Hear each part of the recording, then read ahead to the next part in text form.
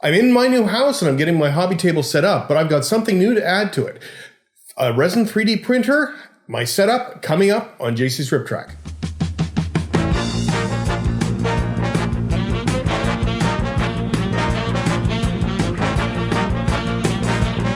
Hi there, my name is John and welcome to JC's Rip Track. If you're new here and looking for insights on how to transform your plastic models into something that looks like it can be found on the rails today, then please hit subscribe and that little bell icon and you can be notified anytime that I upload a new video. Getting my new hobby space set up is taking a little longer than I expected, but there was something that I wanted to get to put into this new space, and that is a new 3D printer, which can help not only for modeling, but all kinds of different applications. Back in January, a friend of mine gave me a filament-based 3D printer, and admittedly, I'm now hooked.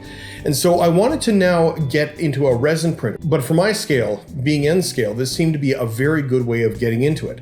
And so I ordered, just shortly after I arrived, a brand new Elegoo Mars 3D printer. And so today is an unboxing of not just this, but also the overall setup that I'm going to be using for this resin printer. So let's get started.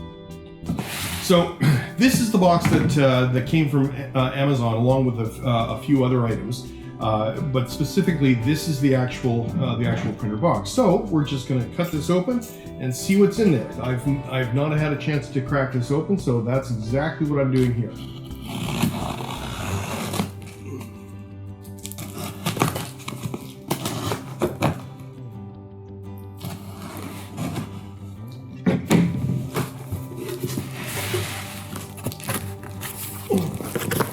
Well, it certainly is well packed. It comes in this kind of white foam, and there is the Mars, and this is an Elegoo Mars Pro printer. So there's the user manual. Going to have to make sure that I give this a good read, and then the whole unit is right here. Now I'm sitting down. I may have to stand up to pull this out, but I'm going to pull out a few other things. There's the toolkit itself, which I'm going to be opening up in just a moment. And then there is the printer. So I'm just going to pull this little gem right out, set it down here. And then the rest of the box, I can just simply set aside. So this is exactly how it comes out of the box. Basically, you've got the box itself, you've got your toolkit, and the actual printer itself.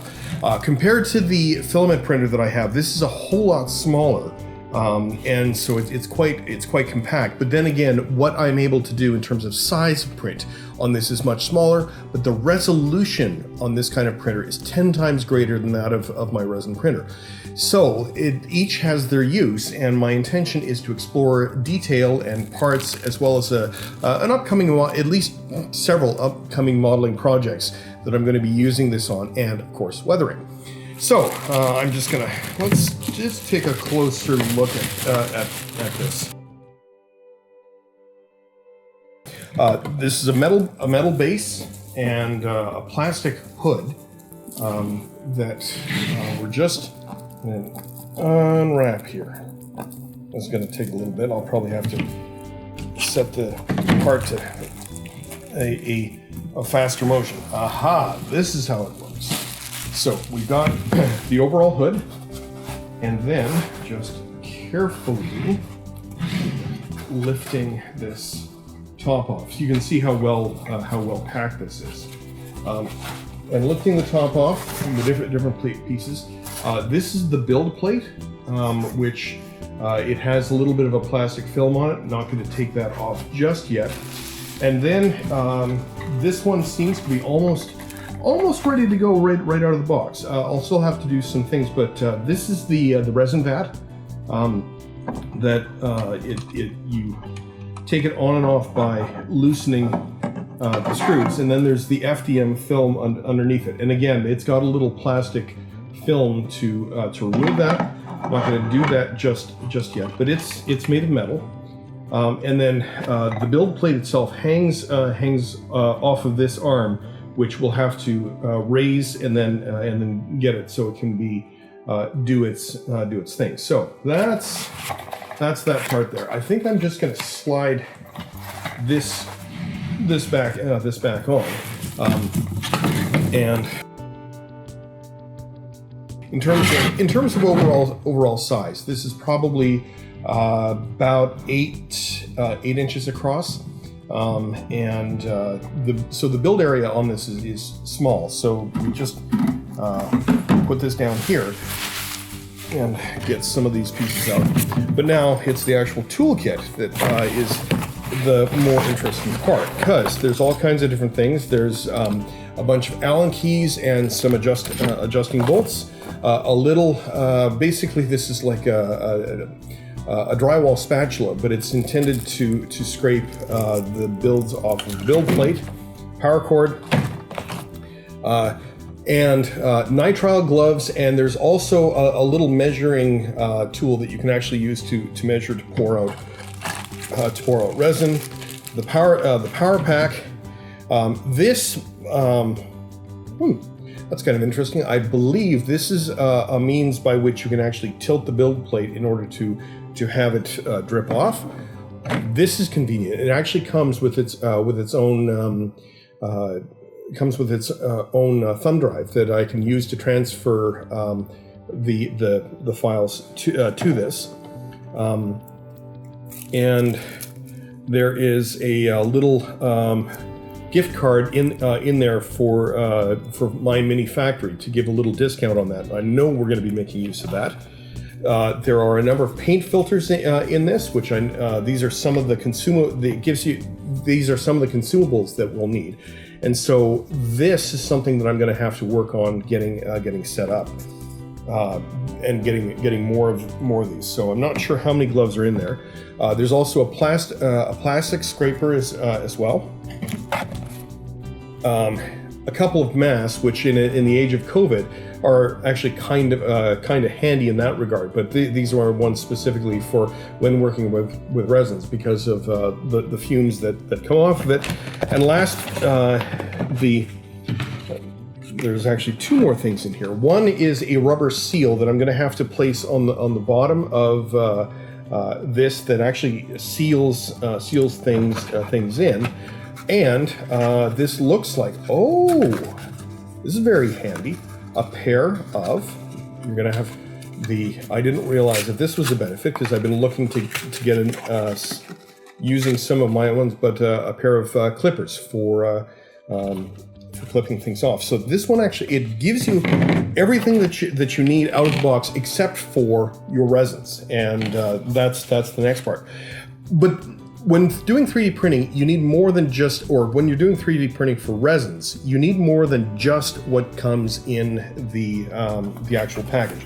There are a couple of extra things you need. And the way that the resin works is that it uses ultraviolet light to create the prints. That's why it can do a much higher resolution than in the same way that a filament printer does. And so because it's using resin and it's using light, the one thing is you need to be using this in a fairly dark space. This room here is not well suited for it because I've got sunlight coming in that window, but fortunately my train room is that way. And in there it's completely sealed off and I can actually have the lights completely out when it's printing. So that's one thing with it. So I'm just going to set these things aside, just kind of keep them there. But there's two other elements. One thing that you also need to do when working with film working with resin is find a way to clean it. Now, I'm going to be starting off with using water washable resins, but I still need a means to clean them. It's not a case of you run this under the sink. The resin is still pretty toxic. But at the same time, it means that I'm not having to find isopropyl alcohol at this point in time, in a time where it is actually difficult to find any degree of it because of the disinfecting nature of what is happening with the COVID crisis. And so water washable resins seem to be a good way to go, but you still have to take some precautions. So one thing that I've I've already opened this. This is a ultrasonic cleaner that I'm going to be using, and this one was about roughly $100 Canadian. Not very much at all, and but it's the reason that I picked this one is that it's about a 1.2 liter tub, and that is approximately the same size as what comes out of what will come out of this particular printer. So that seemed to be a good choice for that, and I've tested this a few times, and I'm pretty happy with how it cleans. And then the other thing that I need is a curing station. Now, there's a lot of opportunities to do like a do-it-yourself curing station, but I noticed that Elegoo also made, they seem to have a planetary theme going on. You have the Elegoo Mars, and then the bigger version of this is called the Elegoo Saturn. Their filament 3D printers are called the Neptune and a few others, and so they're working with their way through the planets. But this little thing is called the Elegoo Mercury, and it's a curing box. Now, it, unlike some of the others out there, is that it doesn't wash the your prints, but it will cure them. And it's a fairly so let's take a look and see what's in here. So what we have, this is just the shell. But what this is that it's a you can see just down the middle of this is that there's a light strip down here that has ultraviolet light that on both sides. There's one side and the other side, and it also has a small little window here. And then just reaching inside is that it has a little place, but what will fit inside it, and just inside this plastic is just a little rotating stand. And so this is just basically it's a simple showcase stand that is built that just fits in there, and there's a little platform that just sits on top, and then this goes on top, and you plug it in, turn it on, and let it cure for a given period of time. So this combined together, you have the Mars Pro and the Mercury. These are designed to work together for the size of prints that you would have, so I'm quite looking forward to getting starting to work with this. This is a it's a compact setup as opposed to some other setups that I have, but it's really good to see these together, getting them out of the box, and getting them all set up in my train room. So in some upcoming videos, you're going to see me working with this, not just in what I print, but also in what I design specifically for model trains. I actually have a model that I've been working on for a little while that's going to be one of my own creations, and seeing how I'm going to do a comparison between the filament printer and this one, just to show you the differences between the two, and then moving forward in painting, actually painting our resin prints and weathering them, of course. So if you want to see how all this unfolds and you haven't done so already, please click on subscribe and that little bell icon. You can be notified anytime I upload a new video. I have some new videos coming out, particularly using AK Interactive's weathering pencils, as well as the progress on what I managed to do with this. It has been 2 years since JC's Rip Track got started, and it's come a long way in directions that I never expected, including this one. But I look forward to sharing all of this with you, and in the meantime, good luck, and may you keep on track.